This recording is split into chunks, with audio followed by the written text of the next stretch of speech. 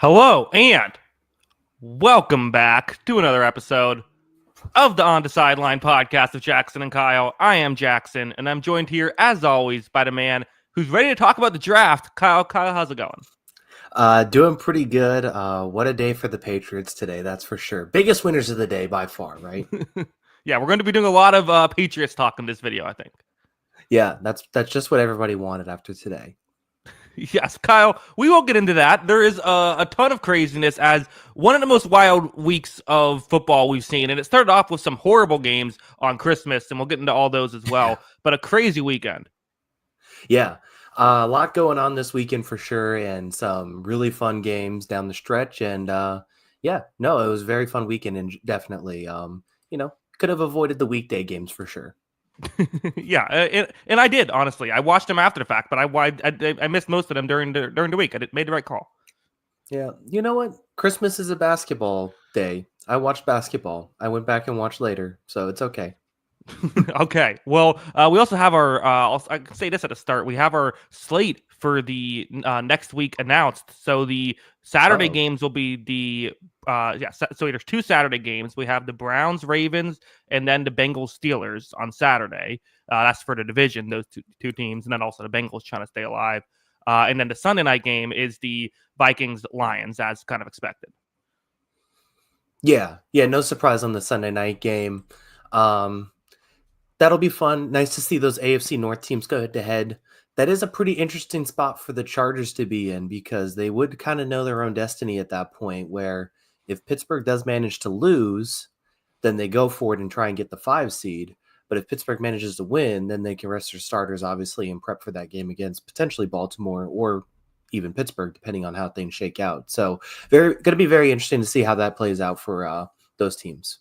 Yeah, and then that could matter for Raiders draft positioning as well, because they play the Chargers. So yeah, a lot of stuff there. As someone mentions in the chat, Eric says Jackson seems to be doing much better this week than last week. I am, Kyle, and let's talk about why. There were times when I was not doing much better than last week during this game. This is a very stressful game for me, for Falcons fans, for Washington fans, I guess for Rams fans too, if you're trying to clinch the division now. But ultimately, Kyle, it's the good old fashioned overtime rules. You know, I've always said defense should matter. You got to get a stop. Thank God games come down to a coin toss here. You know what? Generally, I hear the arguments on the overtime rules and stuff like that. However, Atlanta had plenty of opportunities to win this game if they did things better. They scored the touchdown to tie the game up. They could have gone for 2 then. We're always proponents of going for 2 at the end of the game. And then that whole debacle with their last drive, they get the big completion on the first or second play it was, and then they basically just let the clock run out. They had 2 timeouts. They could have used the timeout and then saved the last one for their last time up for the field goal. And instead they just kept letting the clock go. And I think that's on them. That's not on the that's not on the overtime rules. That's on you, man. So yeah, I think that Atlanta botched this one a little bit. Got away from them there at the end. They had a great opportunity to win, and technically their playoff hopes are still alive. But they need a lot of help from a team that's missing like its 7 best offensive players. So that's going to be really tough to pull off. Yeah, and I think. There was some weird clock management even in the first half. If they let a lot of time run off there, so I don't know. I still don't know what they were thinking there. You're absolutely right that to say that the overtime rules were the reason they lost would be unfair. And of course, they beat Tampa Bay with those same rules by taking advantage, winning the coin toss, and winning right off the bat. It is still kind of an underwhelming end to the game, I think, but that's conversation for another day.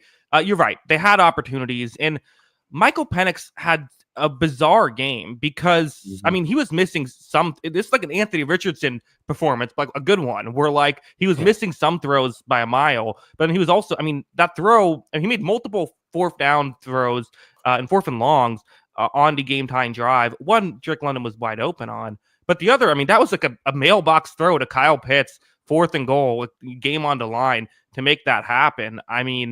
When they recovered from what I thought was going to be the play of the game, the Bijan Robinson missed wildcat play where they fumbled the snap, went back 20 yards. But, it was, to be honest, I think this maybe shows why it could have helped to have Penix play some preseason, like get him used to how this works, because they really threw him into the fire, which, I kind of said, like, the best time to make this move would have been like a month ago. The second best time is when they did.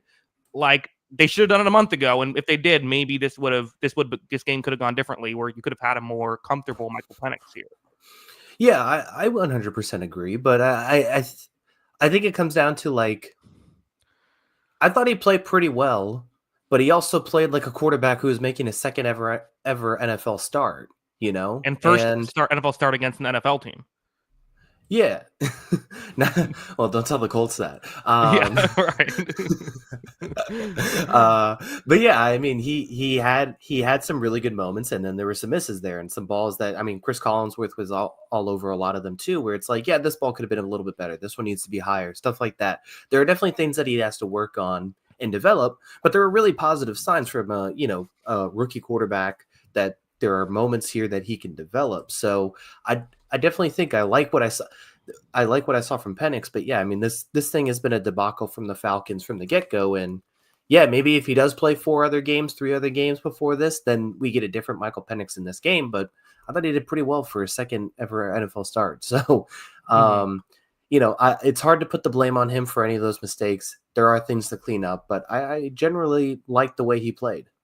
Yeah, I mean, he got thrown into the fire and, like, did a very good job with this. He just, I think, was still probably the second best quarterback in this game, though, because Jaden Daniels, it was interesting because he missed about a dozen throws in this one as well. He had his missed fires, but this almost reminded me of, like, some of those Cam Newton games from back in the day where he would miss guys on, like, first and second down and then just rush for the first on third down. Like, it's like the running ability, it just means so much.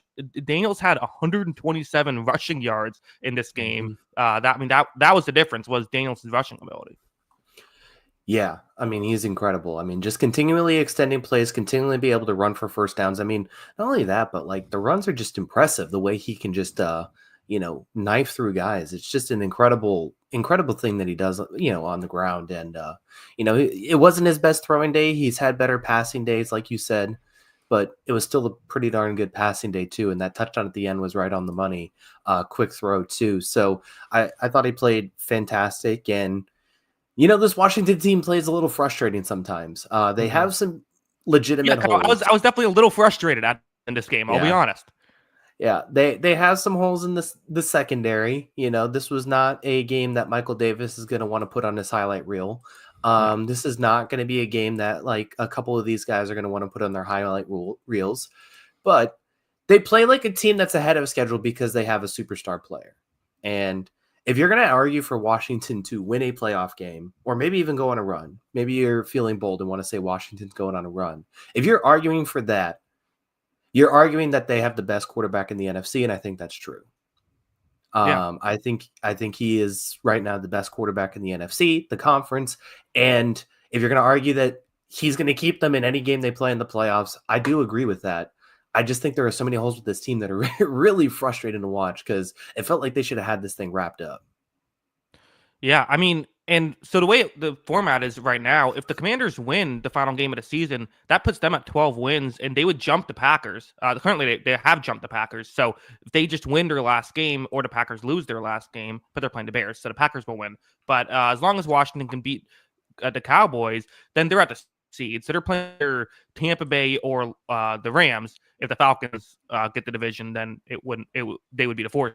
So they have, they'll probably be, I would assume, probably be favored in that game. Tampa Bay is weird because they've beaten Washington, but I certainly think they'd be favored over Rams. Yeah, that was obviously a much different situation a long, long time ago. We're going to talk about Tampa. I think that'd be a fantastic matchup. I mean, I think both of those offenses are going to feast against the other team. So that could be a really fun playoff game, seeing those two teams go back and forth. But yeah, I think it's going to be interesting. It's just one of those things where it's like, we're going to talk about Green Bay too, but it's just like, that's another team that's not going to be easy to beat in the playoffs. And that's going to be a 2-7 game. There is no easy outs in this NFC playoff picture. I think all of these teams are really well balanced. Yeah, I really think the two worst teams are going to be the two division winners of the West and South, the Rams, and I don't think those teams are bad. How do you feel about the Falcons? I want your opinion on the Falcons. Obviously, I'm biased. How do you feel about like the fact that, barring a miracle, they're probably not going to make the playoffs? This is definitely a letdown season. I know there's a lot of change this year. They brought in 2 new quarterbacks, they brought in a new head coach and all that, but this team really felt like I thought they were ready to go for it this year. That's why they paid Kirk Cousins. That's why they drafted Michael Penix as insurance too, and that's why they also kind of loaded up the roster the way that they did. So definitely a frustrating team because like I know that they were kind of in it till the end of this thing, but based on the way the division played and based on some of their performances, I just don't think this team was really up to scratch. I kind of had them on fraud watch all year, and I just don't really. I don't think this is one of the 7 best teams in the NFC. So I'm not shocked they're going to miss the playoffs, but it's just been a very up and down, frustrating year. I think that they bet on some things like, getting some pass rush help with Matthew Judon that didn't work out. And I just think that there's too many holes in this roster right now. Yeah. Why don't we go to, I know this is, I'm not trying to do this to be a homer by picking my team second. I just feel like we're talking about the NFC South. So let's just do this so we can put a bow on it. The Buccaneers destroyed the Carolina Panthers in this game. Baker Mayfield, there was 5 touchdowns. He's now at 39 on the year. Mike Evans has over 100, or he has almost 100 yards in this game. He's 85 away from the 1,000-yard mark. Bucky Irving had nearly 200 total yards in this game, 113 rushing. I mean, it was offensive dominance against not just bad defense, but injured on top of being bad defense for the Carolina Panthers. So kind of went as expected, but still, it was a fun game for me. Yeah. Yeah, I mean, you should celebrate this one. This was a dominant performance. You did what you had to do.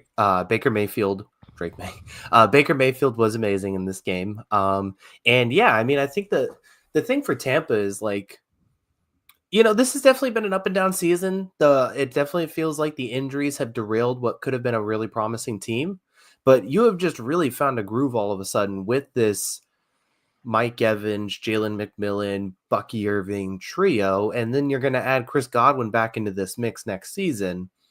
Like, especially as you get Antoine Winfield was one of those guys that was maybe one of the most impactful players in football last year defensively, and he's missed most of the year. You've had guys in and out of the lineup on defense, and getting some of those guys back is going to be huge for this team next season. I mean, I'm already looking at next season, but this is a team that I don't know if it's ready to compete for a Super Bowl. Obviously, we've talked a lot about it, but this offense is special, and it's going to get even better.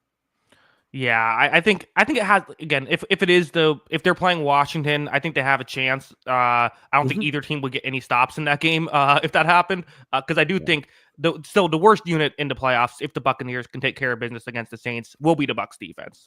With all the injuries they've had, they can't cover, and they don't really rush the passer very well. So I'm not super optimistic, but I feel like we could at least maybe win a playoff game, and I'm glad we're at least in a position to control our own destiny in the final game of the season. Yeah, it felt like this was going to be a wrap, and then all of a sudden it's like Bryce Young throws a 55-yard bomb or whatever it was, and it's like, why is Adam Thielen? How does Adam Thielen beat any team deep? How does that happen? You think his out routes on 4th and 8 are like the best in business. But other than that, how are you getting beat down the field? That is a good question. Yeah. So there's definitely things that this defense needs to clean up. It's just not quite the personnel you were expecting. And I think that's going to be the Achilles heel of this team in the playoffs. Who would you rather play, Green Bay or Washington? I mean, so we beaten Washington, but also that was a weird game. I think it was also week 1, wasn't it? Yes, it was week 1. That's what I meant. It wasn't a weird game, but it was week 1. So how much can you factor that in? I think I would rather play Washington, but I don't feel too confident either way. I think they have roughly the same chance. Yeah. I'll say Green Bay. I don't want to play Jaden Daniels. He's too good. I'd rather avoid him. Yeah. The correct answer is you probably want to play Philly, right? Because you just own them in the playoffs. Maybe, but again, it also helps that AJ Brown never plays when we play them. That's also part of what factors in. Fair enough. But yeah, I mean, if it's Tanner McKee, then yeah, give me Philadelphia. That's probably the right take. But yeah, I mean, just overall, like, so you're looking at this Tampa thing, and I mean, you have to feel. I mean, this whole Baker Mayfield experience the last 2 years, like this, everyone was looking at this as a 2-year, multi-year rebuild 2 years ago, and now you're going to win the division potentially 2 years in a row, barring like you losing to the Saints without their 7 best offensive players. Yeah, well, it will be 4 years in a row. Because I mean, with the if you count the Brady years as well. I mean, yeah, it's Right. crazy. It's again. I went from going from 2008 to 2019, not seeing a playoff appearance, to now what could be 5 straight. The Baker Mayfield thing has completely hit. Somehow the Buccaneers have had their 2 best quarterbacks in franchise history back to back. I believe they've had, if Baker Mayfield throws 1 more touchdown, they will now have 3 quarterbacks who have thrown 40 touchdowns in a season. It's Brady twice and now Baker. So, it's been a crazy run that's happened. Yeah. How much are you willing to let Mike Evans play to get the 1,000-yard mark?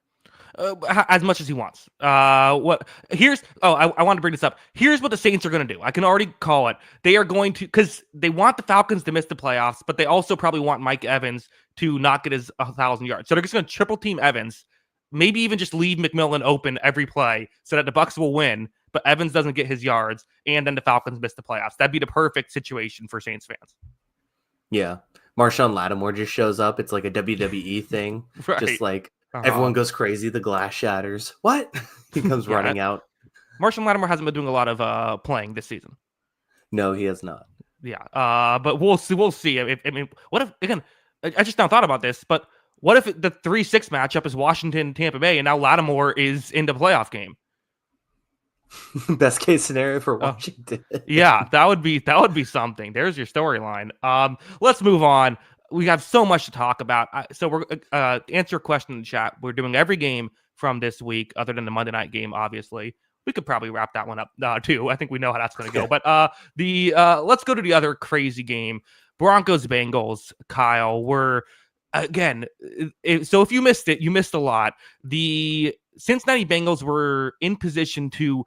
Well, before this, they throw an it was a fumble. T. Higgins fumbles, and then Bo Nix throws an interception. So then the Bengals get in position to where they can kick a game-winning field goal, but they have a player, Chase Brown, get injured as they're running out the clock to kick the game-winning field goal. Therefore, that gives the Broncos an extra timeout.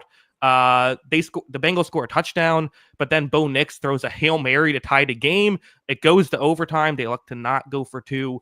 Which you got to go for 2 there, but they elect not to go for 2 in that situation. And then the Bengals miss a field goal in overtime with a high snap. So then they don't even trust the kicker. They get the ball back, ultimately win in the final minute of overtime. This was an insane game, Kyle. And I'm leaving like half of it out. It was crazy. Yeah, absolutely bananas at the end of this game. The last 4 possessions with the 2 turnovers and the multiple this game ended field goal. The second half of this game was field goal, touchdown, fumble, interception, touchdown. Like, it was just so wild in the second half of this game. Very fun stuff. I think this game was decided when, I mean, they got the ball back twice in overtime, but you got to go for 2 after you go 70 yards in a minute and a half. The defense is tired. There's 8 seconds left in the game. Go for 2 in the win. Like, why are we doing this field goal stuff? I don't get it. That to me is what decided the game for me. And then it just came down to T. Higgins finally. They should have won on the first drive where they go down and miss the 33-yard field goal, but then they take care of it themselves with T. Higgins. Burrow led 3 should have been game-winning field goal drives in this game at the end of regulation, and then 2 in overtime. It was something. We have a super chat that says "Go Redskins." All right, but yeah, I mean, this was a incredible. Again, Joe Burrow was ridiculous in this game. Somehow, I think it's 8 straight games of at least 250 yards and 3 touchdowns, which is just an absurd thing. And again, they could have gotten the 3rd touchdown in an easier way. Bengals, you didn't have to go through all this just to get the 3rd touchdown. Yeah. But it's very cool to have that statistic. So he is he's number 2 on my MVP list. I know we're going to do ours at the end of next week, but Saquon won? No. No, I got Lamar Jackson 1 after this week. I got Joe Burrow 2, and then I would have Josh Allen 3, and then probably Jaden Daniels, Saquon Barkley for my top 5. Yeah, I don't know top 5, but the 4 I'm with you on. Yeah, I completely agree. Bo Nix, again, they kind of said, okay, let's not have him check down. Let's have him throw down the field. I mean, that throw to tie the game was unbelievable. And he had another one where I think he has the record now for a throw that's gone to most air yards this season with that touchdown, which that's funny that Bo Nix has that record. And check down Bo Nix deciding to uncork it a little bit. But I mean, I think that says a lot about the Bengals defense and where they're at. This pass defense still has its struggles. Marvin Mims got behind the defense late, and then obviously the touchdown to win it. Yeah, I think that Bo Nix played well. I mean, he traded blows with Joe Burrow, which is not an easy thing to do, right? Like he was right there at the end of the game. This team, I don't know, they just kind of ran out of juice in overtime. Like those overtime drives, it felt like they were trying to get in field goal range in one play on those 2 overtime drives. Like they're just like, let's just throw the ball. Like you said, they were letting them throw the ball downfield. That's what they wanted to do. But it just felt like they were like, all right, let's get 30 yards on the first play and try and set this up for a field goal. So I think they just kind of ran out of gas at the end of this one.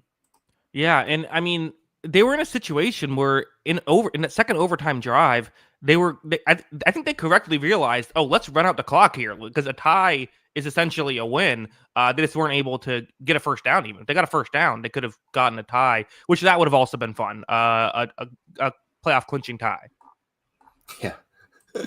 That would have been an easy one to do. That would have been the easy way out. So couldn't get the stops though at the end. Bengals played well, and all of a sudden this Cincinnati Bengals team, they still need help. I really thought there for a second watching that Colts game, and then after this, I was like, Tua's out in the afternoon game now, which is not something I knew about when I made the pick, but it worked out anyway. But I was like, with Tua out, the Colts potentially blowing this, I'm like, there is now a scenario where this is just going to open up for the Bengals and they're going to make the playoffs. And they still need a lot of work to be done week 18, but the window is not shut.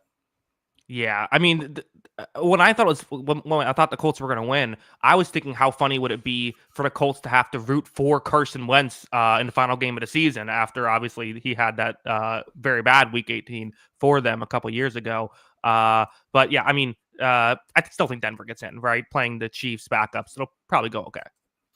So is it confirmed they're going to play the backups? Because no, I don't know. I think there's a chance KC plays their guys. There is the data out there. Obviously, we've talked about it. Like, if you have the first round bye, there's not as much incentive to, rest your starters the last week of the season because then, maybe rust plays a factor in that 2 weeks off. I wouldn't be shocked if guys like Chris Jones, Travis Kelce, stuff like that are on snap counts, but I mean, we'll see. This is all speculation. I'm sure they'll make an announcement at some point, but I wouldn't be shocked if KC plays their guys. And at that point, like, I'd probably lean the Chiefs the way they're playing. Yeah. I mean, I agree. I also think what they probably do is play the Chiefs I think the Chiefs could play a half of football, which I think would still then favor Denver. Because you think about it too, the Chiefs played a Christmas game, so we're talking like 3.5 weeks of not playing football if they rest their starters. So that might be too much. So I don't know. And the thing too is I was curious. I was looking at the Chiefs subreddit to see what they were saying. And it seems like the consensus is younger fans want the Bengals out, older fans want the Broncos out of the playoffs. Just right down the rivalry line. Yeah. I mean, I wouldn't want to see the Bengals in the playoffs. I mean, I know the Chiefs are probably thinking we're the favorites. Who cares? But at the same time, I wouldn't want to face that offense in the playoffs, man. I wouldn't either. I personally, I think they shouldn't even be worried about it. I think they should focus on what do you want to do? Do you want to have your player starters like to help you? That's all I'd be focused on. I think like, are you that concerned about the Cincinnati Bengals? Like, I'm a little bit, but I'm not concerned. Like, yes, Joe Burrow and Jamar Chase and T. Higgins are great. This is still not a great football team. They're 8-8 for a reason. Yeah. No, I mean, I get it. There's still flaws with this Bengals team. I can tell you 100% though, I know who Buffalo's rooting for week 18. And it's not It's not Denver. Yeah, they would have been rooting for the Colts, I think, but that's not going to happen. Let's go there. I mean, let's talk about the. I mean, Kyle, when you have to play the red hot Drew Lock, I mean, what can you really do? Yeah, there was a point in this game where he was like 7 of 8 for 3 touchdowns, and I just glanced at that and I was like, "What is I mean, this is embarrassing. This is a He had 5 fireable game for touchdowns in him." this game. Yeah, I feel bad because I do like parts. I like Shane Steichen last year, but man, like the vibes of this team has just been so bad all year, and like it feels like every time the Colts lose, we have players in the media talking about quitting. Like, just I don't Yeah. how are they quitting so much in the year? Like, how many times do they have to quit? Like, this was incredibly frustrating. Everyone on this defense should feel like their job's in jeopardy. I mean, every Yeah. single one of them. Like, have you watched the Giants team the last 4 or 5 weeks? Like, this is embarrassing. This is honestly the most embarrassing loss of the season. You have everything to play for. The Giants have nothing to play for. I know players on the field do not care about draft picks, that kind of thing, but the Giants are openly playing some of their worst players. They cut their best quarterback middle of the season, and they've looked barely like a football team the last 6 or 7 weeks, basically since that Panthers game that they barely lost to a bad Panthers team. This is the most embarrassing loss of the season. Everyone on this defense should not have a job next season at this point. This is so embarrassingly bad. Yeah, there's a couple of defensive linemen, but I agree as a whole. This was it was a disaster. It was an absolute disaster. I'm trying to figure out where I want to even start with this. Joe with the super chat. Evening, fellas. Only got 2 of my picks wrong this week, Denver and the Giants. All I'm going to say is that about anything they did today, referring to the Giants. I'm going to be really annoyed if we lose the first pick now. Joe, you might end up being you did. Yeah, you did. I don't think that they're going to get that back. Probably that's part of it. Is I mean, the Giants lose their first overall pick, but you also think about like the battle level here. Like we saw what the Bengals did, and even what the Dolphins did. Their backs against the wall, needing a win. Like how much fight we saw there. The Colts just didn't have that, and I know they didn't have their starting quarterback, but Flacco played one of the best starting quarterback games the Colts have had all season. It still wasn't perfect, but like from what they've had, this is well above what they were used to getting. Yeah, I mean, if you said before the game that Joe Flacco would have 330 yards passing on 8.7 yards per attempt, Jonathan Taylor would rush for 125 yards, and all of you had 2 100-yard receivers, the Colts would be like, okay, cool. Did we win by 20? And instead, you're losing. You give up 45 points to the New York Giants. This was their first home win this season. I mean, this is their first MetLife win in what, like 5 years? It feels like. I mean, how long were we talking about that statistic? Like, this is it's baffling. I still can't believe this. This is insane. Like, I don't know if I'm a Colts fan, I have to like evaluate my life at this point. Evaluate your life. Wow. Yeah.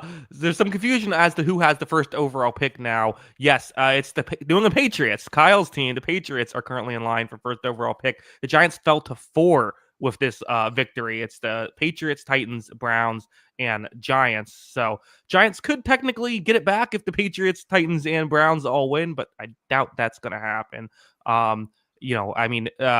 Again, not to get too down this rabbit hole, but Patriots, I mean, Robert Kraft is taking every player out to like a night at a bar, like Saturday night, right? Well, it's hilarious because I don't even think we're going to keep this thing. Because obviously Buffalo can't move. They're probably going to bench everybody. And yeah, I don't know. The Patriots, like, how many guys can you actually bench without this looking just like horrible? But at the same time, and the Titans are in the same situation with the number 2 overall pick because they play the Texans, who also will be benching their starters.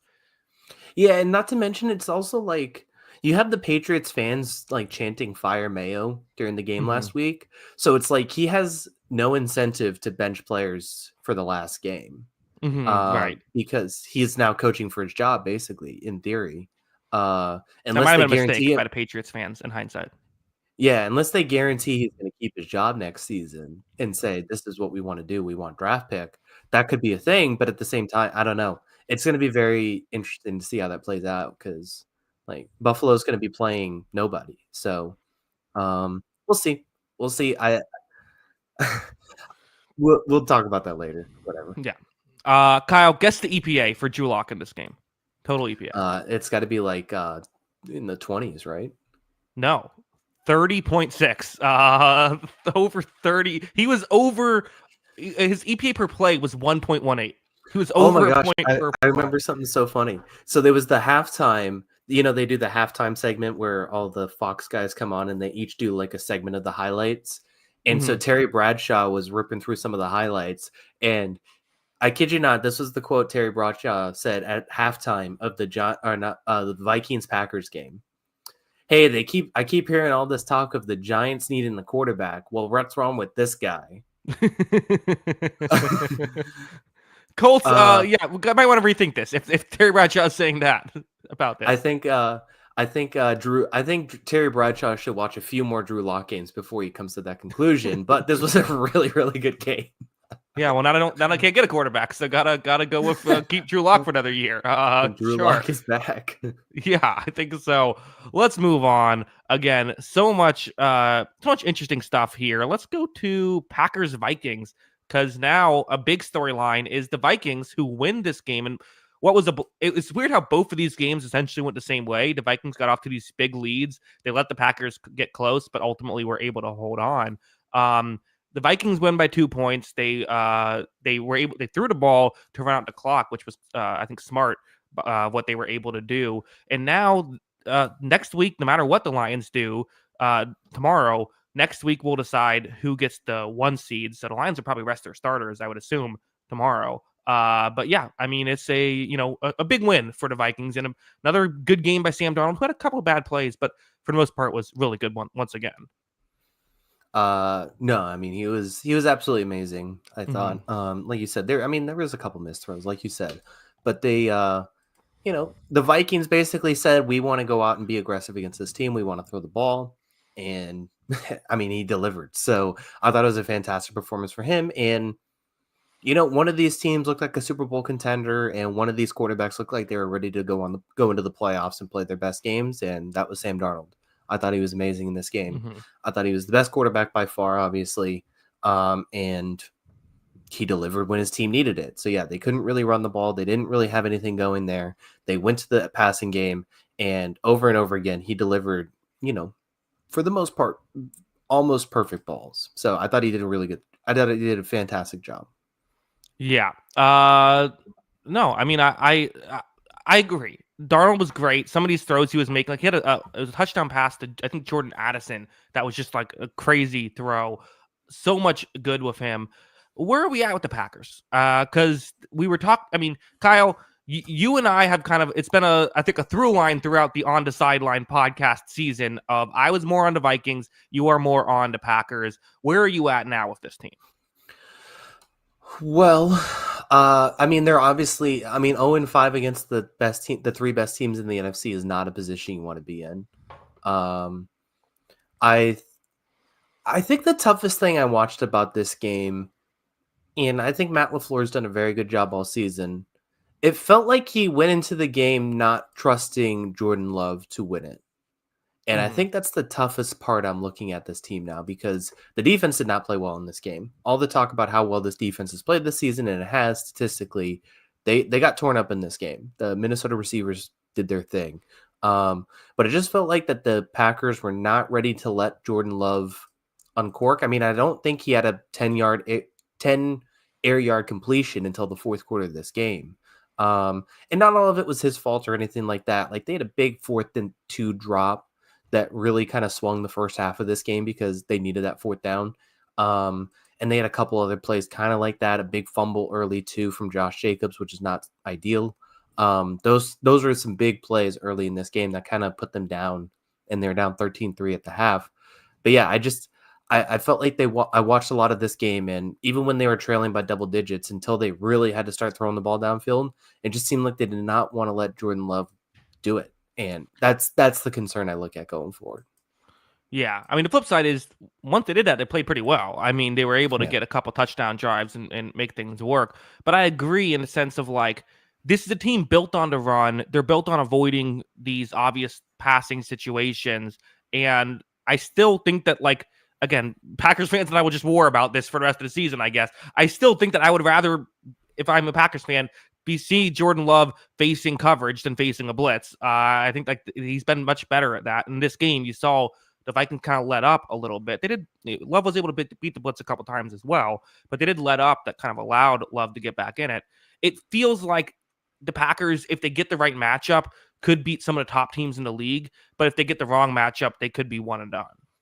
Yeah, I mean, you can look at all of these games and say, you know what, a couple other bounces and, you know, we may win some of these games. I mean, all of these games have been pretty close, but like I also think, like, as far as if I'm not mistaken, in all 5 of these losses, they've been down double digits pretty early in the game, because that first Minnesota game, maybe not the Eagles game to start the season, but they fell down 28-0 to that Vikings game, then really started to open things up in that game.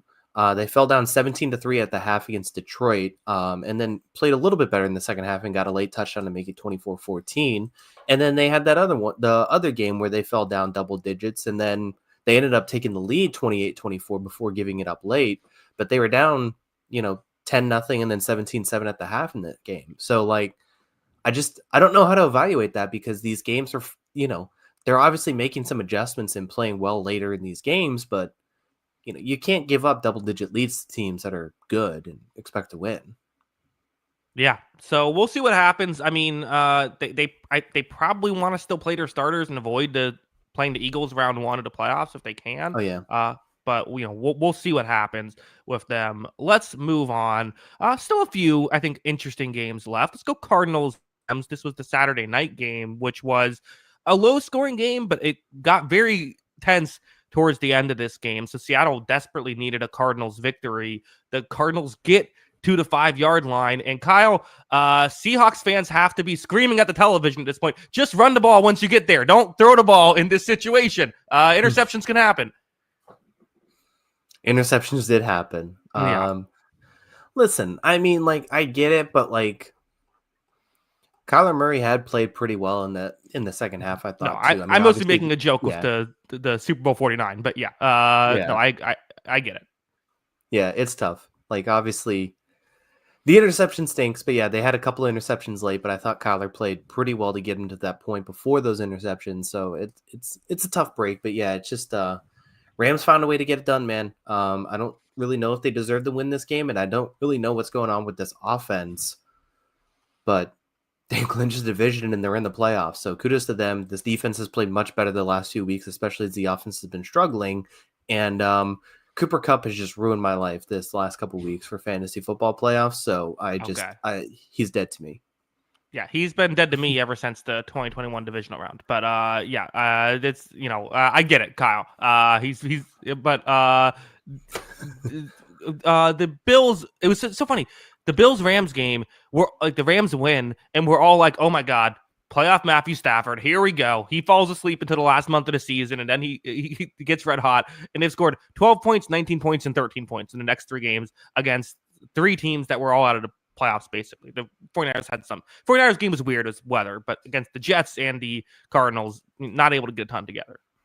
Yeah, but I mean, a lot of it comes down to this defense playing much better these last few weeks. Obviously, 6, 9, and 9 points the last 3 weeks. Obviously, I think the numbers would say the defense wasn't as good in this game. Like you said, the 2 late interceptions helped them. And, I think the total yardage definitely skews in Arizona's favor this game. So maybe they were a little bit fortunate, but creating turnovers and making big plays is also part of football too. So I think in general, like you look at this defense now compared to like the Buffalo game and some of those earlier games where they were really struggling, and say this is a lot better unit going into the playoffs. So maybe you feel better about that. Stafford and McVay tweak some things and get back to their position. But it's great to be in this position now where you're going to make the playoffs, and it didn't have to come down to a week 18 win or end thing. Yeah, and the other thing too, you talk about turnovers. Stafford in his last 7 games only thrown 1 interception. That'll get it done. So after I think his first 9 games, he only had 2 games without an interception. So that's part of the turnaround. So, and they're 100% playing their starters the final game of the season still, right? You got to try to avoid that You don't want to play the 4 seed have to play the Vikings or Lions in round 1. Yeah, I would definitely rather not play those two teams. Mm-hmm. Yeah, I think I'd rather not play the 14 win teams. Yeah, if they win, they will get the 3 seeds. So seems like that's what they're probably going to attempt to do. Let's move on. Well, okay, we'll go. Starting to get a little bit tougher here, but we'll go to Dolphins Browns. We won't spend forever on it, but just talk about the implications here. Miami is again. For the way the playoffs are going to work in the AFC for the 7 seed, if the Broncos win, they're in. If they lose and the Dolphins win, they're in. If the Dolphins and Broncos lose, but the Bengals win, then the Bengals are in. If they all lose, the Broncos get in. So, yeah, I mean, they stayed alive again. We saw another no Tua game, and the offense still looks so ugly without Tua there. This is probably one of the better backup quarterback performances we've seen in the Tua era for Miami. Huntley looked competent out there, which is more than I can say for some of the other situations. And they got Tyreek Hill the ball, which usually they don't do with backups in there. But as a whole, yeah. I mean, this is the Dorian Thompson-Robinson thing going exactly as planned for Cleveland. Yeah. I thought Huntley played really well. Obviously it's not perfect or anything like that, but for a backup quarterback, if any team had their backup quarterback play and he goes 22 of 26 for 225 yards and a touchdown, plus runs for a touchdown with 50 yards, they're definitely saying that's a major, major success. I think that is a very, very good game for a backup quarterback. It wasn't the best game of the week or anything, but they needed just enough to win, and they got it. It didn't take much, though, because look, I think any time that your game plan is for Dorian Thompson-Robinson to drop back 48 times, it's a mistake. Mm-hmm. Yeah, not ideal. What do the Browns do? Obviously, so there was a report they're going to restructure the contract for Deshaun Watson. Do you think Kevin Stefanski's back next year? I mean, if we're getting rid of him, I think he's going to say thank you very much. What is he supposed to do with this? Yeah, that's fair. Tough situation, that's for sure. Yeah, I mean, Kyle, the chaos, the absolute it would be proof karma is not real if, because the Bills and Texans both benched their starters, the Patriots and Titans win the final game of the season, and the Browns end up with the first overall pick after all this. Yeah, this franchise doesn't deserve it. Yeah, the fans do. Franchise does not. No, I don't think they do anymore. They've had the opportunity several years now to change teams, and at that point, just do it. Why? If you're putting up with this every Sunday for 20 years, that's on you. It's like fool me once, shame on me. Fool me, 500 times in my lifetime, then shame on you. Whatever. You know what I mean? Mm-hmm. This is definitely a shame on me situation for the Browns fans. This is embarrassing. Why do you want to keep watching this franchise? Yeah, I don't want to watch them, and I get paid to. Yeah, it's tough. It's very, very tough. Yeah. So, obviously they're playing this quarterback because they want to tank. So yeah, they may end up, I think there's a good chance they may end up with the first pick, honestly. So maybe it works. And at least they could get a quarterback out of all this. So crazy. But again, give credit to Miami. And this is the bad weather game too. I should have mentioned that that factored in. But give credit to Miami. Like I said, you could clearly tell they had the effort here. What are you laughing at? What happened? Oh, yeah. I'm sure bad weather affected the quarterback play for Dorian Thompson-Robinson. I'm not saying that was all of it. Just saying that was another factor in the mess that was Cleveland. Yeah. Just put him in sunshine and he's probably taken off. That's the issue. That's the issue. Don't Mike want to face Dorian Thompson-Robinson. don't let him get warm weather. Don't let him get in a dome. No, Saints better get him now. Yeah, right. Exactly. They might. I don't know what's going on there. Yeah. I also want to mention Mike McDaniel lost multiple challenges on a 4-play stretch. That was funny. Yeah. That is not what you want from your head coach either. So yeah, no. It's a weird game. This Miami team might make the playoffs now, and that's not going to be very exciting for me, honestly. But whatever. They have an offense with Tua that can perform at times, but I don't have expectations for this team anymore. And that's the other factor too. If the Chiefs played their starters, maybe you could get Miami, because I think you'd rather Miami over Denver or Cincinnati if you're the Chiefs, right? Well, that's the thing. Like we keep talking about, since we had a whole thing about Cincinnati, Miami is still in the driver's seat for this thing. They're playing the Jets, who have maybe the worst quarterback in the AFC right now. So at least the most annoying quarterback in the AFC right now. So yeah, I mean, there's a good chance that Miami wins this thing. And they're going to Buffalo round 1, which I'm not optimistic about, but at the same time, like, that offense has put up points before, so it's not crazy. And the Bengals play on Saturday. If the Bengals lose that game, then maybe you do play your starters to try and knock Denver out. Yeah, I mean, there's an argument for it. Yeah, so I think Casey is going to play for at least a half. That's my guess. I think they're going to play guys, but I think their vets are going to be on snap count. That's my guess. Yeah, that makes sense. I probably would say that I would agree.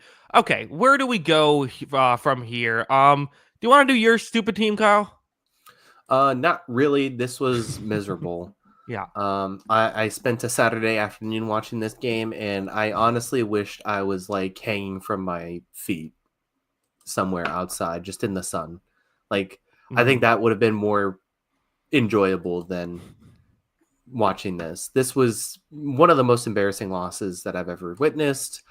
And at least, like, you could say in like some of those other games, it was like, oh, we didn't force Josh Allen to punt. That's fine. But like,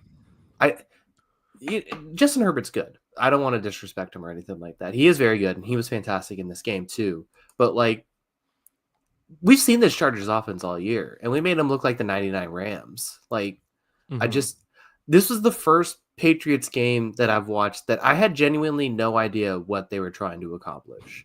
Like, they're doing this running back rotation thing, but it ends up with like Antonio Gibson getting all these touches and Ramondre Stevenson getting 2 carries, and he's probably our best offensive player. Like, he's just out there for like a show pony. Like, I have no idea what his purpose is. Like, he doesn't get the ball to run. He doesn't catch passes. And even if they do, there's probably a holding penalty involved that's allowing him to catch the pass. It felt like the entire first half I was watching this team sit in a cover 1 with no blitz, and like Justin Herbert just has an hour to throw. Like, I could have completed passes against this defense. I don't even care if this sounds ridiculous against an NFL team. Justin Herbert was standing back there. Like, he could have had a vacation in the backfield in this game. I don't know what they were trying to accomplish. I don't get the offense. I don't get the offensive game plan. I don't get the defensive game plan. Everything about this team was bad. The Chargers looked very good. They did what they had to do. They had much more incentive. They clinched their playoff spot. J.K. Dobbins came back, looked fantastic. Herbert was amazing. Ladd McConkey was amazing. Guy the Patriots should have drafted, probably would have helped. But yeah, good win for the Chargers. They're really good. Yeah, well, Jalen Polk had at least a target in this game. That was at the very end of the game, yeah, and he almost got hurt doing it too. So yeah, this was not a fun game to watch. That was my opinion. The Patriots targeted 9 different receivers in this game. Most of them did not end up with a catch. 5 of them without a catch, 4 with a catch. Yeah, no, it wasn't fun. Do you have anything else? Yes. Dream head coach and first overall pick combo. If you keep the pick, or what do you want to do with it? I should say. If you want to, trade it, what's the ideal trade? What's your dream offseason with those 2 positions? Well, dream head coach is Ben Johnson. Mm-hmm. There are several other coaches I think would be suitable. Mike Vrabel. Yeah, Mike Vrabel would be one. I think there's a couple coaches that I think would be very interesting. Honestly, Liam Cohen wouldn't be a bad one. But yeah, Ben Johnson would obviously be the dream. I think my opinion is if we have the number 1 pick, I would trade it, just because I think the value of trading back from a quarterback position in the draft is usually very, very valuable. And those teams generally win those trades. And so I think it could be a situation where even if we trade back with a team like the Raiders, who have now moved up in the draft thing, I think they're like 8th now and could even bump to like 10th. You could do a situation like, I forget who it was a couple years ago that traded back and then traded back up if they love a prospect. Miami did that. When they Yeah. got Waddle. They traded the Trey Lance thing. They traded back and then traded up to get Waddle. Yeah. And, you still end up with a net positive gain asset wise. So I do think my favorite prospect is Travis Hunter. So, like, if they love Travis Hunter, like, I would probably look to move back up into the top 5 to get him because he's going to go in the top 5 without a doubt. However, I also think part of the appeal to this draft for the Patriots is, like, you can trade back and, I mean, there's this kid in Arizona named Tatoria McMillan who is he's like 6'5", and this kid's a monster, and he's also an elite prospect. And there's another one from Missouri. What is the kid's name? The Missouri receiver is also really, really good prospects. So, like, they're probably Luther Burden. That's it. Yeah. So they're probably going to get a good receiver no matter what, or a good offensive lineman because there's a couple good ones at the top. But like I said, it's just one of those things where if you draft offensive lineman, have a solution for receiver. And I don't know if it's going to be T. Higgins because T. Higgins is probably going to get paid by the Bengals. And if you draft a receiver, have a plan for offensive line. Yeah, I think I agree. Good news, a lot of draft capital, a lot of cap space. We'll see where they go. Chiefs Steelers. So this was the first Christmas game. First off, a couple notes on the broadcast. It worked fine for me. I thought there was going to be buffering. There was no buffering, but I think the characters dressed up in the Squid Game outfits. Not a fan of that. And also, I don't know what it is. I just don't like seeing the Netflix logo on the scoreboard. I'm not a fan of that either. Yeah. I glanced at it sparingly. Like, I didn't care for the broadcast all too much. Whatever. I don't need to see their TV shows plugged. Netflix has enough money. They don't need more from me. Anytime Kay Adams is on my TV, I'm not disappointed though. So that was fun. Yeah. Sure. Yeah. The Chiefs are really good, Kyle. Yeah, starting to come into their own. Getting some of these offensive weapons back has really helped. All of a sudden, this is a really good receiving core. Like, Hopkins, Hollywood Brown, Xavier Worthy's coming into his own, peaking at the right time. Kelsey had his numbers. Big Justin Watson play in this game. They have a lot of weapons all of a sudden because they have Kareem Hunt now and Isaiah Pacheco in the backfield, plus all those receivers. This team looks nasty. Right time of the year. Yeah, the offense they continue to be an offensive first team, despite what people will tell you, because they a lot of long possessions, but their offense is so efficient. And it reminds me of remember 2 years ago, where the receiving core was actually really good, just had so many different weapons. It feels like kind of that now with some guys getting healthy. Yeah, no, I mean, it really does feel like getting healthy at the right time matters. And I mean, this team had good offensive numbers analytically. It just was the points on the board made it look bad, right? And a couple, weird turnovers. But now Mahomes isn't turning over the ball the last few weeks, and they're getting explosive plays, which just changes everything. So, I just think they're peaking at the right time. They're getting healthy, and I think that matters. And all of our excitement for Pittsburgh has quickly fizzled out. And we're left with a lot of questions for potentially another one and done season. Yeah, and it's so disappointing because I kept saying like, oh no, this Steelers, but they're better. If you do lose out, like you lose this game against the Bengals, lose to the Ravens in round 1, like, okay, you can look at re-signing Russell Wilson, but I'm almost like, if Wilson wants a Baker Mayfield deal, maybe just give Fields a cheap deal and keep him for another year. Yeah. I mean, this is objectively the best quarterback play they've gotten since that Big Ben Antonio Brown season. What was that? 2018, I think. So like 6 years. That last Antonio Brown season where Ben was awesome. Like, this is the best quarterback play they've gotten since that by far. And I mean, look, it's going to be tough for every team. Like, every team is having the same conversation because, I think I said a few weeks ago the NFC is better than the AFC, and I don't necessarily actually think that's true. The problem is that the 3 in the AFC are significantly ahead of everybody else. And when you're looking at a conference that has the best 4 quarterbacks in football, and there's a lot of Justin Herbert opinions out there. I think he's the 5th best quarterback in football. The conference itself has the 5 best quarterbacks in football.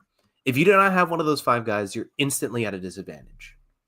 And the Steelers have had some of the worst quarterback play during that stretch, so they've been at a bigger disadvantage than everybody else, despite being a really talented team. No coach change or anything like that is going to fix this. The only thing that's going to fix this Steelers situation, and you're going to say this, I would say the same exact thing if you're potentially the Dolphins, the Colts, the Jets, the Raiders, the Jaguars. Maybe they might give Trevor Lawrence more chance. We'll see. The Browns, the Titans, the Texans, and the Patriots, and that's it. Yeah, the Texans and the Patriots, and maybe the Broncos with Bo Nix. He had a good rookie year. Are the only teams that aren't in those top 5 that say we might have an option going forward. You have to have a quarterback that at his very best can compete with those guys, or else it does not matter. That's my opinion. And so what should the Steelers do? They should draft a quarterback every year until they have that solution. And they don't have it right now. So yeah, they should draft a quarterback next year and hope for the best. And they should keep drafting a quarterback every year, or they're just going to have to punt on the next decade because they don't have one of those 5 guys. No coach is going to have that solution. So I just think, yeah, it's either you punt on the decade or keep drafting quarterbacks until you get a superstar. Well, they love to punt. They're good at punting. Yeah, they do. They do like that. Yeah, I just think it's going to be a losing battle for the next decade unless they find a guy. Also, hold on. Did you say Patriots definitely don't need a quarterback with Drake May, but the Broncos probably don't need a quarterback with Bo Nix? I mean, look, you can flame me in the comments if you want. Drake May is better than Bo Nix. I don't care. Okay, all right. We'll leave that one out there. See how the comment section reacts. I think Bo Nix has certainly had a better year. Well, yeah, I mean, sure, but it's. I mean, he's played more, and obviously, it's been a different thing. But I mean, look, Bo Nix is definitely going to be in the conversation going forward. So I'll give him the credit. They're not evaluating a quarterback anytime soon because they have Bo Nix and they're going to give him a chance. Just like CJ Stroud, just like Drake May, and just like Trevor Lawrence, I think still at this point. So everybody else though should be evaluating quarterback and how can we compete with the top 5 guys in the league who just all happen to be in the same conference. Yeah. Also, I think I put Daniels in 5. Maybe that's at 5. Maybe that's a hot take. I think he's been really good. Anyway, I'd be okay with that.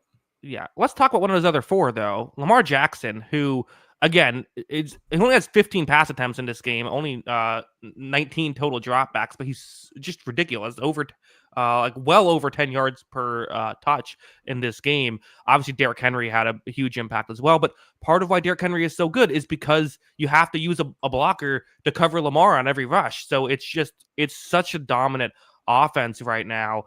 I do think Lamar Jackson is the MVP. I think Burrow's not too far behind. Because when you factor in, not only is Lamar having this insane efficiency, insane offense and getting to 10 yards per play plus, getting all these touchdowns, he hasn't turned the ball over at all this season. I believe he's best at turnover-worthy play rate this year. He's been unbelievable. And I know the Ravens as a team haven't been as good this year, but if they have Lamar Jackson, who knows, maybe this could be the year. It could be the year. I mean, I've continued to say at their very best, I think Baltimore can beat anybody in the NFL. And it's probably the best team in the NFL at their very best. The problem is I continue to say they haven't played their very best every week. And that's the frustrating thing. It looked like at one point Derrick Henry might have 500 yards in this game. And that doesn't feel like an over-exaggeration. He dominated the early parts of this game. It didn't feel like they needed to throw at all. They were just going to run all over Houston.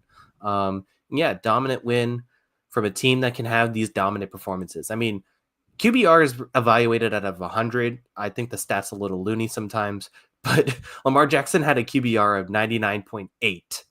I mean, that is and that's out of 100. Yes, that's pretty good. I would say that's almost almost perfect, as they say. So yeah, I think it is a awesome performance, and I mean they completely kick the ass of a playoff team. This isn't for what we've said about the Texans, we have our frustrations and our questions about the Texans. This isn't nothing, and this isn't a nothing performance to dominate a team like this. Yeah, the Baltimore Ravens find themselves, Derrick Henry is 217 yards away from having another 2,000-yard season. Not out of question with him. I don't think it's going to happen, but it's not out of question. That's all I'll say, because they do have something to play for next week. Kyle, the Texans stink. Yeah, they got a lot of issues. Is having 2 points worse than having 0? It feels worse. It kind of does, doesn't it? Mm-hmm. Yeah, I don't know. They just haven't really found the juice, and I feel when we were making Ryan Tannehill comparisons to CJ Stroud in college, it Mhm. kind of looked like this. And then all of a sudden he just showed all of this ability to like extend all these plays his rookie year and do all this stuff that he didn't normally do. And now all of a sudden he's not really making those plays anymore. Like he's doing it a little bit, and I think he's not being helped by his situation. And I still think his numbers across the board are eerily similar to last year. He's just had more interceptions, despite the high risk plays being pretty close to what it was last season. So like, I just think he's kind of stagnated, but like, I just don't think he is. I think he's kind of regressing a little bit still. So it's just fascinating to watch. This was a bad game for him. Like he's had some Yeah. games where like he's getting the blame just because he's the quarterback. This was not one of those. He did not play well here. Kyle, we have a super chat from the great Overlap 618 Jackson in parentheses and Kyle. This is Overlap the mod. Who do you think it most likely to come out of the AFC? I mean the Chiefs. Chiefs right now, yeah. You have to say it. As I said, like I think can the Ravens and Bills beat them? Sure. Maybe even the Bengals could beat them, but like we have yet to see those teams put together, a consistently great performance. Yeah. Kyle, let's move on. We still have 5 games to talk about already at 1:00, but I don't think we have to spend forever on some of these. Let's go Jets Bills. The Bills were able to take care of business. This is weirdly a close game for a while. The Jets just have, it's unbelievable the way this team finds ways to hurt themselves. Like there's this sequence early on where Aaron Rodgers has a tight end who's open on a 3rd down and 1, but he and his tight end don't link up. He then yells at his tight end because he didn't like the route that he ran, even though I actually kind of agreed with how the tight end ran the route. So he yells at the tight end, and then on 4th down they run it. They don't get it, and then he makes like a hand motion to the sideline, complaining about that. This is early on in the game. Not great vibes from Aaron Rodgers. He also pulled a Cam Newton and didn't try to fall on a fumble late in the game, which I think I get that one. And of course, I have to mention he had a personal foul called on him for a late hit out of bounds. So this was for Aaron Rodgers. Aaron Rodgers haters were eating during this game, Kyle. Yeah. Similarly, as I said, out of 100, Lamar Jackson had a 99.8 QBR. Aaron Rodgers had a QBR of 1.2. It was one of the 20 worst games ever recorded by a QBR in NFL history, and is the lowest since Davis Mills had a 0.8 in 2021. It's laughably bad how bad it was, right? The only 2 interceptions don't do it justice. Some of the throws were bad, and I just think some of the we talked about this before, he just can't create explosive plays anymore with his arm.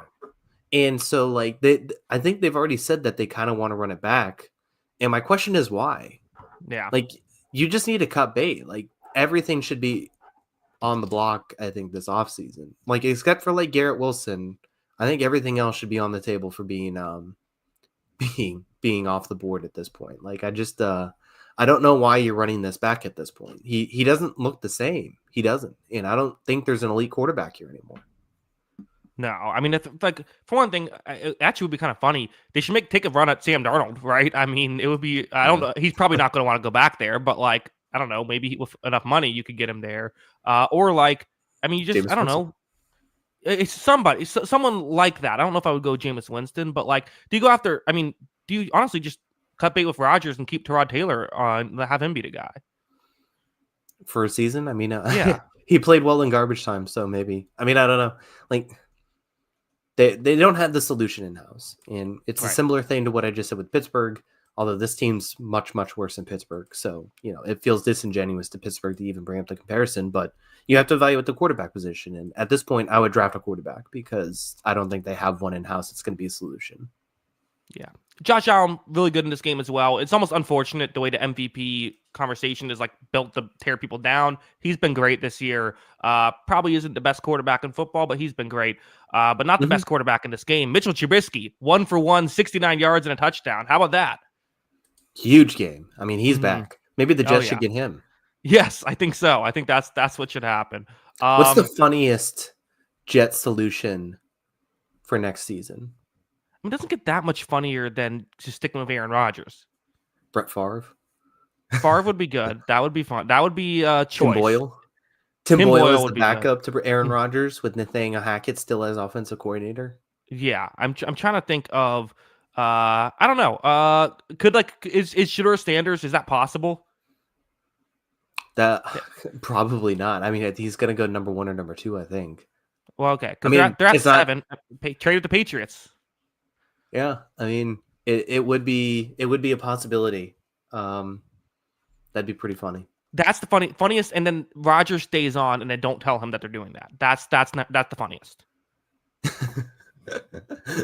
Jordan Love 2.0. Although I would justify more drafting a quarterback this time than Jordan Love. Oh, this is it. Carson Wentz. Yeah, that's it. Yeah, that'd be a good one. Yeah. There's some options. We'll see what they do. I'm not going to bank on it going well. 4 games left to talk about. We can go to Cowboys Eagles again, another blowout. But this game did have implications. Had the Eagles lost this game, then they actually could fall to a wild card. Instead, they're clinched. They clinched the division. This was the first division that was clinched in the NFC. Weirdly, took all this long for a division to get clinched in the NFC. 2 were clinched today. Also, the Rams ultimately get it with strength of schedule tiebreakers. Yeah, I mean, Kenny Pickett came in, and so I want to start off with this. There's a play that's gone viral where it looks ridiculous where he's like throwing it backwards. He was hit as he was throwing it. There's an angle that shows that the defensive lineman hitting his arm. Everyone's cut out the part where he's hit on the replay, so it just looks like he's an idiot. Poor Kenny Pickett plays great in this game, ends up getting injured, and then everyone's like, look at this stupid play," even though it was actually just like he got hit. What are you supposed to do? Yeah, it is a little funny. It's funny. It's funny. Yeah. I feel bad for Kenny Pickett. Yeah, I know he was pretty good. He was great. He was really good in this game. Yeah, I thought he was, but at the same time, Tanner McKee came in and looked pretty good too. I know it was only 4 passes, so I don't know what to think of Kenny Pickett's performance. Yeah, I mean, this was a awesome Eagles performance though. The defense completely dominated. This defense has just been so impressive. This is the best defense heading into the playoffs, I think, for sure. I think that they've looked really good the second half of the season. They looked really good in this game. And then, yeah, I mean, the Saquon Barkley thing where the Eric Dickerson record is now on the table. Obviously, it's an extra game that plays a part, but at the same time, this is just, we've done the whole thing because obviously we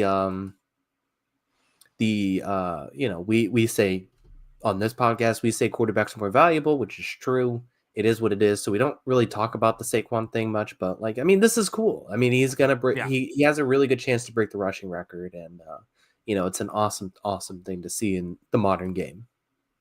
Yeah. I mean, running backs still do matter. Even if they get overhyped, they still do matter a lot. And he's matter. I mean, this game is great for his MVP case, right? Because you can say hey, in a game where they didn't have their quarterback, they still won 41-7, and he went off. Kyle, I don't want to be a stick in the mud here, but you can't play him the final game of the season, right? You can't have if it's a quarterback or a wide receiver, okay, fine. Are you really gonna have him get hit 25 times to get a record when you're already locked into a playoff spot? I mean, maybe. Yeah, I mean, I get it's a record, and I mean, I'm sure he's gonna want to play, but it's not so simple as let's just throw him the ball in the first quarter, get him some yards, and then we're good. He'll have to play basically a full game. Yeah, he has to get 100 yards still, 101 yards to break it. So, yeah, it's risky. So I don't know what's going to happen. I think they want to see him do it. So I think it'd be fun. I think that they've openly talked about wanting him to do it. So I think it's possible that it happens. But yeah, I mean, there is the risk to it. So why not? Well, yeah, I mean, because I mean, again, I from his perspective, this could be hit, this could help his Hall of Fame case if he can get a record like this. He's going to want to do it, and it'd be hard to say no. Sirianni's going to say he can't say no, or he would get maybe murdered. Yeah, he's a popular guy in Philly. He has the good graces, right? Yeah, no, he has to. But again, imagine if Saquon Barkley gets injured in that Week 18 game, Sirianni's not even coaching the wild card game. Someone else, it's Big Dom's going to do it. Yeah, that's the catch-22, right? Like if he benches Saquon, then he's a horrible person for not letting him break the NFL record. And then if he plays Saquon and he gets hurt, then he's a horrible person for risking the playoffs for an NFL record. So what Right. there's no winning. I mean, that's most times with Philadelphia sports. There's no winning. They don't win at all. So yeah, they're just another no-win scenario here for their coach. Yeah. Good news is playing the Giants, you could get that in, like, I don't know, midway through the second quarter and then shut them down from there. Yeah. That's the hope. I mean, they better watch out for Drew Lock. Don't want the ball in his hands too much. I wonder how the Eagles are gonna say it. They're gonna, oh yeah, we haven't decided exactly how much we're gonna play our starters. We'll play them a little bit. Like you're gonna play them until Saquon Barkley gets 101 yards. That's what you're gonna do. Yeah, hopefully he does it in a half, but we'll see. Yeah, exactly. Let's move on. 3 games left. 3 bangers here to talk about, Kyle. Let's go. I guess Seahawks, Bears, who, Seattle, who I was feeling bad about. I'm like, man, they're playing some good football. Sucks to see them miss the playoffs and kind of out of their hands with this tiebreaker thing. And okay, you can miss the playoffs. That's fine. This made me so mad. Yeah. I put this on my freaking picks, and I'm like, okay, they should win this game pretty easily. 0 points in the second half. Like, that made me so mad. I can't believe I missed a -3.5 because they won 6-3. What a stupid football game. Everyone should feel bad about the time. What's the whole quote from Billy Madison about, like, we all feel dumber because of the time wasted spent on this? The time wasted spent on this game had us all lose brain cells. I wish we never had to watch this game. Like, this is embarrassing. Stupid football. This isn't even like stupid. I'm still mad about this. I can't believe I missed this pick because they scored 6 points. What a joke. Yeah, that was tough because, again, we didn't have the regular picks, so you had to lock them. You had the you had the Seahawks -3.5. They only score 3. Also, what is the Bears thing of looking to not kick a 57-yard field goal? Like, do you not have a kick? How do you not have a kicker who can at least attempt a 57-yard field goal? Yeah, a lot of short kicks today. I do not understand being loyal to kickers who can't make field goals. Like, yeah. You better be the best kicker in NFL history if I'm keeping you after missing multiple field goals. Like, otherwise, Justin Tucker could justify it, but other than that, yeah. Yeah, just stupid. Like, this game's stupid. This still makes me mad. Football is dumb. No, I'm just kidding. It's not dumb, but it's making me mad today. Okay, I had a great day. Today was great for me. Yeah, the best thing that came out of this weekend was somehow I ended up with the #1 pick because the Giants are schmucks. I can't believe they won that game too. The Colts are stupid too. I'm just saying stupid a lot at this point. I can't believe I ended up with the #1 pick after all this. I guess that's the one good graces, which Gerard Mayo just drive me crazy all season. We're going to lose the #1 pick in week 18 because now he's coaching for his job. Unbelievable. And he's going to come back next season because we're going to thump the Bills backups. That's what's going to happen. I'm already mad about it. I'm pre-angry about this. Unbelievable. Somehow the Bears are in line for the 9th overall pick. Like, how are they? 4 losses and they're going to be not even picking in the top 8? There's a lot of bad football teams this year. That is true. Yeah, it's crazy. 9 teams with 4 or less wins. That's not where you want to be. That is not great for the league. I think it is very interesting because we are starting to see tanking in football now, and I don't like it. Mm-hmm. Like, I don't know. Everything should have promotion relegation. Every sport. Expand the league to 40 teams, put promotion relegation in, end this tanking nonsense. This is woke nonsense, honestly. Yeah, well, let's move on before Kyle gets doing that again. 2 games left. They're both horrible. We'll spend 1 minute on each. Titans, Jaguars. This mattered for playoff, or not playoff implications, mattered for first overall pick implications. Kyle, I wasn't too locked in on this one. I can't say I watched a lot. Brian Thomas Jr. is really good. Yeah, that's my opinion. Yeah. Next game. What's the last one? Oh yeah, him too. Yeah, he played all right. Titans aren't very good, but Titans all of a sudden they could get a quarterback. So things have broken out well from them draft wise. Last one is Raiders Saints, who are playing meaningful football in Week 18. That's all you can ask for. Yeah, I just said the tanking is kind of in on football right now. Raiders never got that memo, baby. They're peaking at the right time of the year. We're having the Amir Abdullah breakout. One of my favorite college players to watch. I don't know why he's all of a sudden like really good, but he's just having the huge moment. Aiden O'Connell's looking competent. And Spencer Rattler may not be the answer that I was hoping for next season. So that's also a part of it. Yeah, the take of maybe they should go for Rattler over Carr is not aging well. Yeah, I mean, I don't think they should go Carr either, but yeah, they definitely shouldn't be Rattler, I think. Are the Raiders going to beat the Chargers backups next week and end up with, again, I'm just doing the math here, they would end up with pick 10 with a win against the Chargers. They're going to be picking at 10th. They were picking first like 2 weeks ago. Yeah, peaking at the right time, man. So if the Steelers, although the Chargers, if I'm not mistaken, have to win to jump, right? Oh, right. It would be if the Steelers, depending if the Chargers could have their backups in, right? Well, so if the Steelers lose, they still have the tiebreaker over the Chargers if the Chargers lose. I'm trying to figure out because currently they're both 5 and 6, and the Chargers, the head-to-head win percentage has the Steelers at 5 and the Chargers at 6. Okay, here's how it would be: if the Steelers win, then the Chargers game wouldn't matter. Yes. So that would be how then the Chargers could play their backups and the Raiders would win that game. Yeah. Although the Raiders might just win, period. I mean, the Raiders, like I said, peaking at the right time. They nearly beat the Falcons too. Yeah, that is true. And then, I mean, there's the whole, I don't know what the three-way tiebreaker would be if they lost too. But anyway, yeah, I would much rather be the 5 seed. So if there's an opportunity for that, they got to play their guys. Kyle, you are not notoriously, but you are known for the fact that you do not root for your team to lose. You have never rooted for your team to lose. Final game of the season, first overall pick in line. Are you rooting for the Patriots to win or lose the final game of the season? I might be wavering this week. I think it's time that we have to lose. That's how I've always been. Is when the Bucs are terrible, the last week of the season, I would always root for my team to lose. The first, I guess in that scenario, first 16 games, I would always root to win. Well, that's the thing too. Like, I didn't think the number 1 pick was in play until like now. I didn't think the Giants were going to win. What a bunch of idiots. Yeah, it's just Drew Lock. If we get the number 1 pick because Drew Lock had 4 touchdown passes in a game, unbelievable. That's probably the luckiest thing that's happened to me. 5 total. That's probably the luckiest thing that's happened to me in a while, honestly. So yeah, I think it's I mean, I'm very much anti-tanking. I want to see my team win no matter what.